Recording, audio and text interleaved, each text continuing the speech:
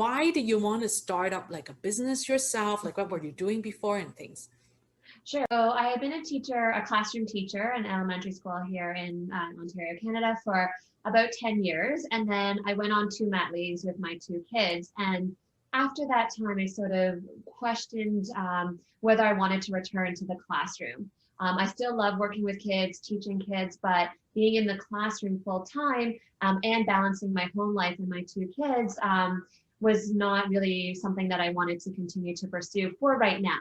And so I thought, okay, so what else can I do that will provide some income, still be in the vein of teaching, but is not, again, a full-time classroom job? Because for those of us who are teachers, we know it's not a 9 to 5 job. It's all consuming. And I was spending my nights, preparing for my lessons for school and not having enough family time. So I wanted to look for something different. So I just, my husband was very encouraging and supportive and said, look, we do have some savings. We are able to take some time from work. So I actually took a leave in order to just decide what I wanted to do. So whether it was, pursue a business on my own or do something else, but we had the time and some financial backing to be able to do that. And so that, I know it's a little bit scary still not to have my own known income as a teacher. It's also easy to say, okay, I get my salary, my paycheck comes every 2 weeks and what your income's going to be like. So when we went on this, what was my income going to be like? And it was a little bit scary to do, but I think that having a passion for, still maintaining the family life balance that I wanted to have, and sort of the idea of the excitement of doing something a little bit different was sort of what motivated me to take that leap and to do it. So I decided to apply for a leave. And so I took a year of leave. And even before my leave officially started, I started thinking about, okay, what can I do? Again, that's in teaching, but that would be a sort of different role. And so I decided to pursue teaching students online and then sort of creating a business where I could, have other teachers work with me to teach students online. Because I also saw a gap with, some of the education system we have in terms of meeting the needs of each child and giving enough support to each child. The class sizes are sometimes too big. There's not enough time or resources for each child. And so what can we do to support them? And so just thinking about that, I created this tutoring business so that I could, again, still be teaching, but also support those students and those families with the action, practice and work they needed to be successful at school. I remember when we first started our conversation, you were like kind of like at some point you were thinking about, okay, maybe like you should teach the kids yourself, or like Right. should you like hire a team of people. So I see that like from now the direction is that you're actually hiring teachers to do that for you. How do you make that kind of decision? Yeah. Right. So that was also something with my model. My tutoring model is a bit of a hybrid between, just so that I can explain, like where it's not the straight tutoring hour by hour. It's a hybrid with tutoring and some computer programs that the students work on independently. So at first I needed to test out that model and make sure that it worked, that the students were able to engage with the computer system on their own, but also be supported by the teacher once a week. And so it took a couple of months for me to do that on my own and to test it out with students. But I did know that the end goal really was for me to hire teachers to work for me or work with me, because when I have my family at home, I don't want to be also, working with kids all the time and spending my hours working with all the students in our program. I wanted to have other teachers be able to work with them. And so I can do some work with students, but also be sort of managing the business side of it, because that was also something that was intriguing and interesting to me. So when did I decide to hire teachers? Pretty early on, after I again tested out my model and saw that it worked, and I was working with students, and I thought, okay, this is how I would like to have it set up. I decided to hire a teacher to work with me, but then just taking a look at sort of where did I want to go with the business and could I get more students? So when I hire a teacher, I would always say to them, I don't have a certain number of students I can give you right away, and they weren't expecting a certain level of income or employment from me because I couldn't guarantee that. And that being said, though, once I hired teachers, I was sort of feeling obligated to them to get students for them and not just sit by the wayside and just wait for students to trickle in. And so I was doing some of my own marketing and figuring out that kind of thing, but I wasn't doing it very successfully. And so that's why, I came to you guys in order to really get some direction and help with that. Because I did want to have teachers work with me and I did want to provide students for them to work with, but I just wasn't able to sort of make everything flow in the right direction. So, before you said that you've tried marketing yourself, so what kind of ways have you tried, and what was the point that you decided, okay, I probably need some help? So I started by I did like flyers to be honest. I had a paper route going in terms of like putting things up and stuff like that. And that I realized really, isn't hitting the right people. So I was thinking, because my services are digital, that's all online. Okay, so then I started doing Facebook ads and things like that. I also started offering, because it was the start of the school closures and the pandemic here, I started offering free lessons online to try to get people in the door and to see our services and things like that. But that also wasn't converting. A lot of people were attending them for free. I was glad to be able to provide this free service. So that was the other thing. I mean, I was doing it for two reasons: to provide a free service for families who were, wanting to keep learning and were struggling with that. But also I obviously wanted to convert them into paid clients, but it wasn't. So that wasn't working. And then towards the end of the summer of last year, I said, you know what, I have another year. Again, I had another year leave to be at home, but I really need to decide if this is going to work as a business or is that a great opportunity. I tried it out. It didn't work for me. And I need to sort of, go back to the classroom and teaching or pivot and do something completely different. And when I saw ads for your program, it looked really intriguing. And when we spoke, I thought that you had a lot to offer and the content that you delivered was really great. And I really felt that it would be something that could really make a difference in the marketing of my program. So it was just a decision of, okay, am I going to take this leap? Am I going to decide, okay, it was almost like, okay, this is the last thing I'm going to try. If it works, great. If it doesn't, I'm done. But I needed to do something. And it was a big financial commitment for me. Our business was still very small. We didn't have a lot of students. I was, barely breaking even from month to month, aside from my original startup costs. But I was like, okay, I need to just do something here. I need to basically make a big move and then decide if it works or not, or decide right now that I'm done. Because what I'm currently doing, I was spending hours, trying to grow an email list, trying to reach out to all those people who had attended my free sessions, and it was going nowhere. And I was just wasting my time doing those things. Whereas, if I had some sort of direction and really better focus, then I could use my hours more effectively. And that's really the results that I found working with you, that the hours that I put in really generated the results that I wanted to see. That's very good. So actually, like when you had to book a call with us, like how do you feel about that? Like, were you scared that it was like a sales call or something, or like what were your concerns? Yeah, I don't know if you remember, but I think I booked and canceled Yeah, a few times. yeah, So yeah. it was pretty annoying because, at the time, I think it was again right at the end of August or the beginning of September, I had a lot of things going on with my kids' schooling starting and other, personal things and other things that I was trying to pursue. And so, yeah, I guess I would, to be honest, anytime, you're again going into something that wasn't recommended to me by somebody in person, it was something I saw on a Facebook ad, I think, or it came up in my stream. And so I didn't really know who you guys were or whether to believe that what you were suggesting would work for me in my Mhm. situation.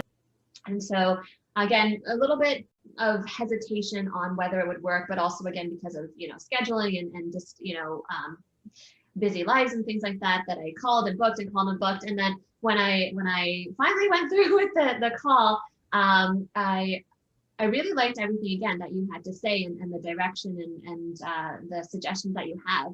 But again, even after that, I needed a little more time to think about whether you were the right company for me and you were the right people to direct me. And so you were, again, really great with your communication via WhatsApp. And so it built the trust there. And I was like, okay, so these people, know what they're talking about, but also they they care about and are going to answer my personal questions. Because that's the other thing. The reason I was hesitant was I had invested in other coaching programs before, Mm. trying to figure out, again, my whole business model and things like that. I had invested in some pretty big names, but it didn't work for me. I didn't finish the courses. I didn't really, learn what I needed to grow my business from them. And so that made me hesitate. But because of the personalization that you offer, and being able to message you personally and get response from you personally, that made me really think that this would work for me. Because the problem with a lot of the bigger, well-known companies is that, yeah, you have a Facebook group and you can, ask questions to a general group of people, but I'm always like, okay, does that fit me in my situation? Is that really exactly what I'm dealing with right now?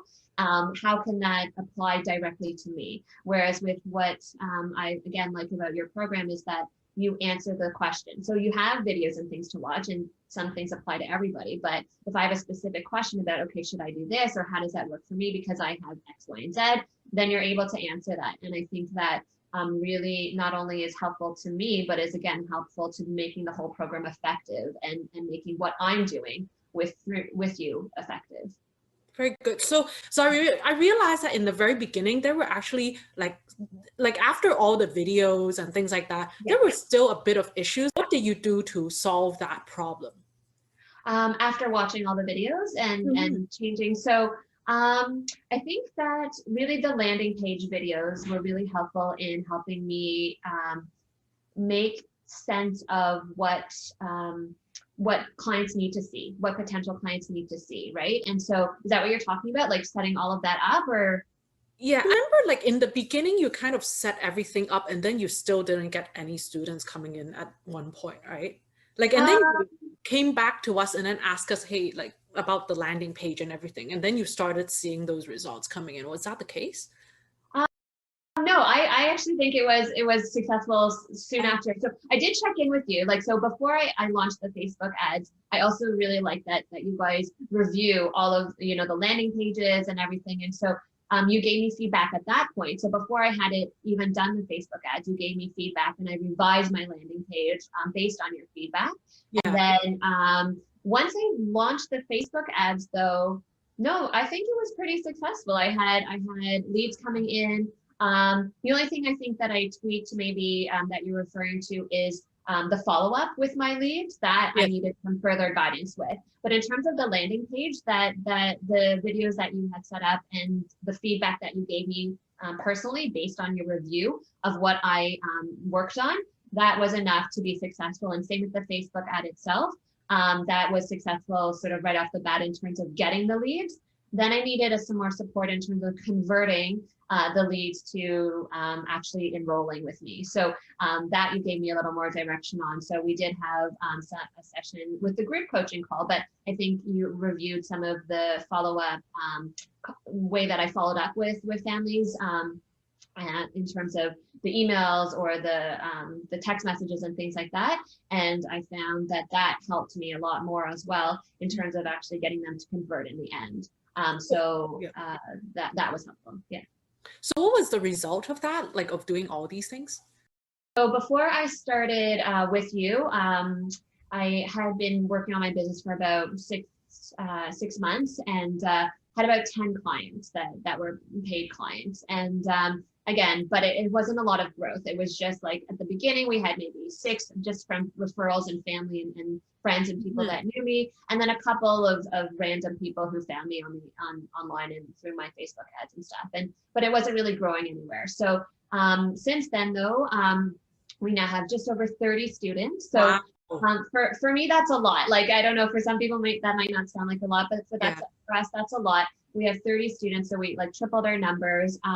And again, it's just feeling more successful about the students who are coming in and being able to convert them from not knowing anything about us to being really active and engaged in our program and being hearing a lot of positive feedback from families saying, oh, this is exactly what I was looking for. You really helped my child. And hearing that feedback and reaching the right customers is exactly what we're looking to do.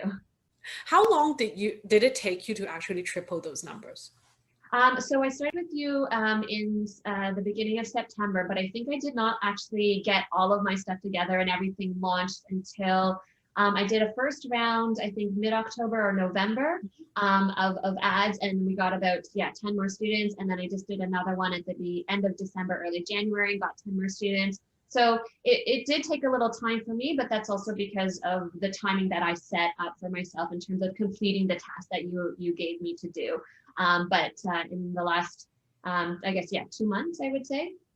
Yeah. Yeah. So I want to know, like, how do you manage your time? Like, I mean, you have to take care of your family, and then like now you're going back to school. How do you manage all your time in, setting up this business and actually following the program?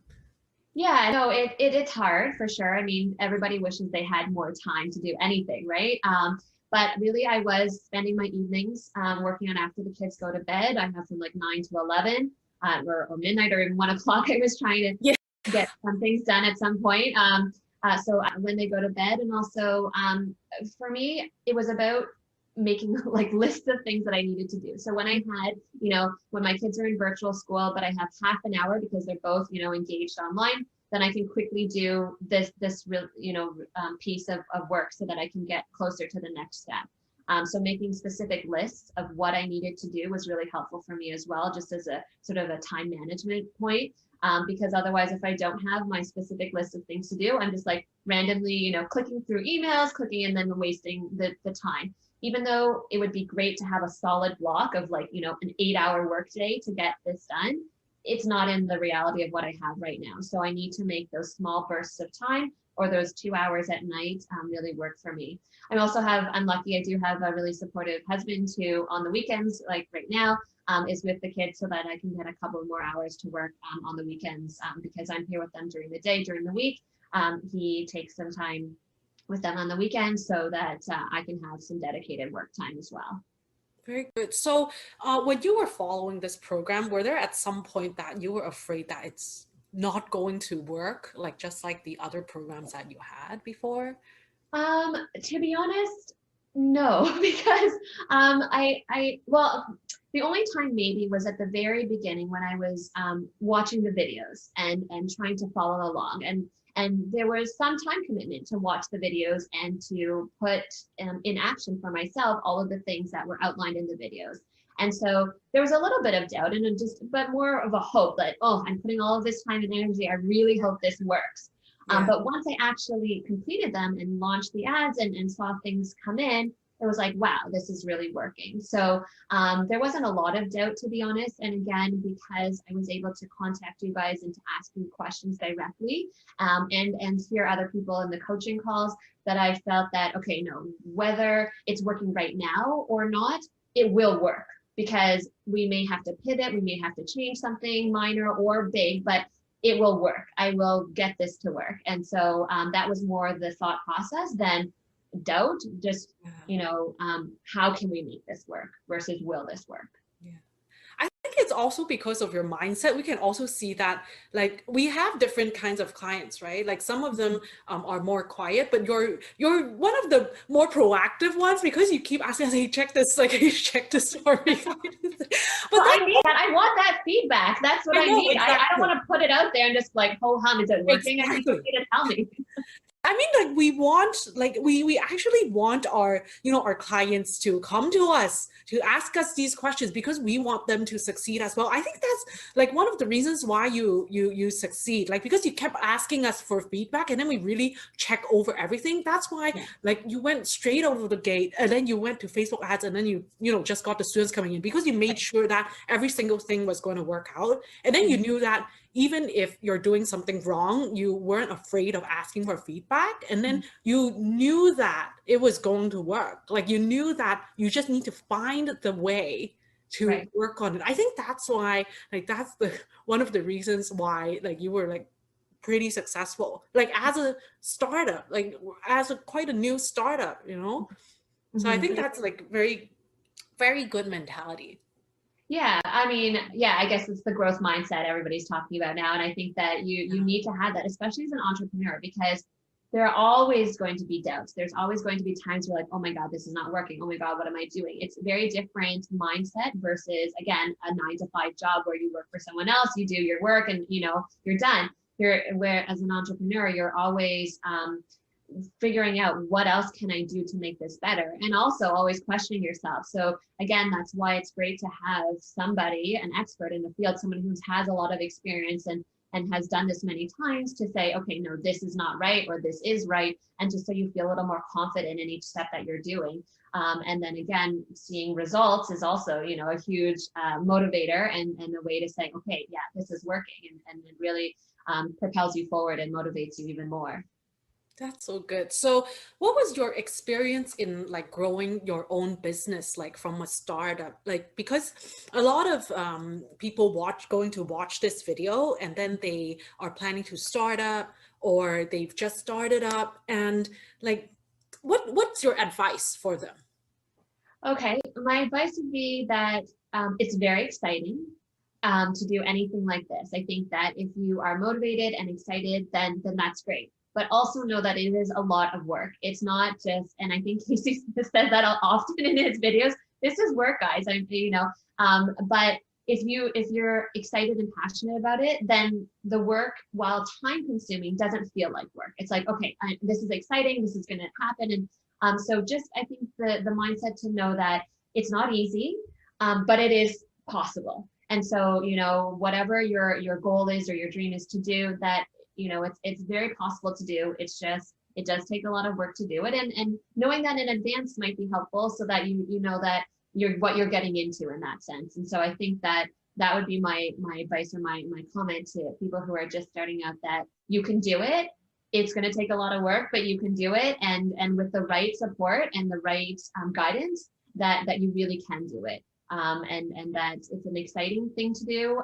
It's at times a scary thing to do, but if you're looking for a way to follow whatever your passion is, whether it's, you know, teaching math or dance or whatever else, then go for it and just get the right support, work hard, and do what you can, and also know your limits. So we talked very briefly, I guess, at the beginning. I'm not sure if it's part of the recording, but I'd love to grow this faster than I currently am, but based on the reality of my situation with the pandemic and with my family and things like that, I can't.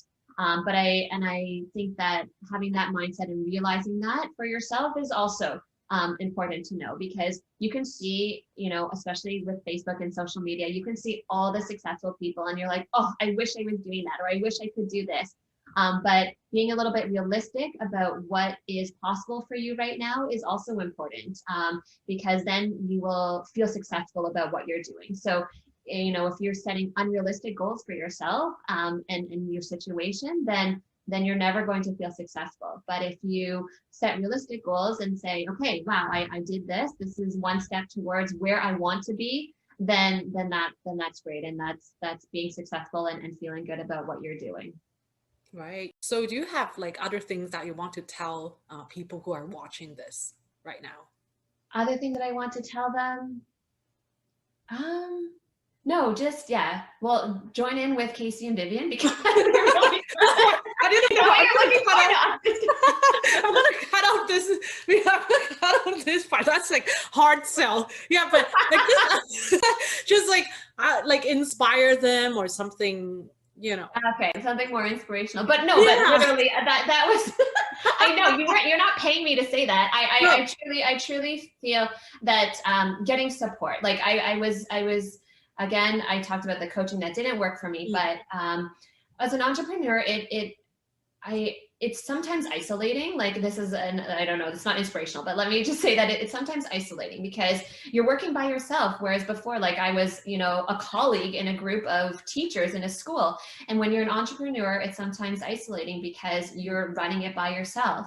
And so if you can find the right support, whether it's friends or family or somebody, a coach that you pay for, but somebody who can support you and be there for you to bounce ideas off of or talk to about things, that would be another thing that I would highly recommend, because when you have other people to talk to about it, then again, it just makes you feel more confident, makes you feel better about what you're doing, and it's not as isolating. And they can, ride the ups and downs with you, because that's the other thing about being an entrepreneur. I think that what I didn't realize is the ups and downs. Like, oh yes, this is going so great, and then something happens, and it's going to. I mean, the overall trajectory is going to be up, but there are going to be some times where something unexpected happens, or something doesn't go the way that you wanted to.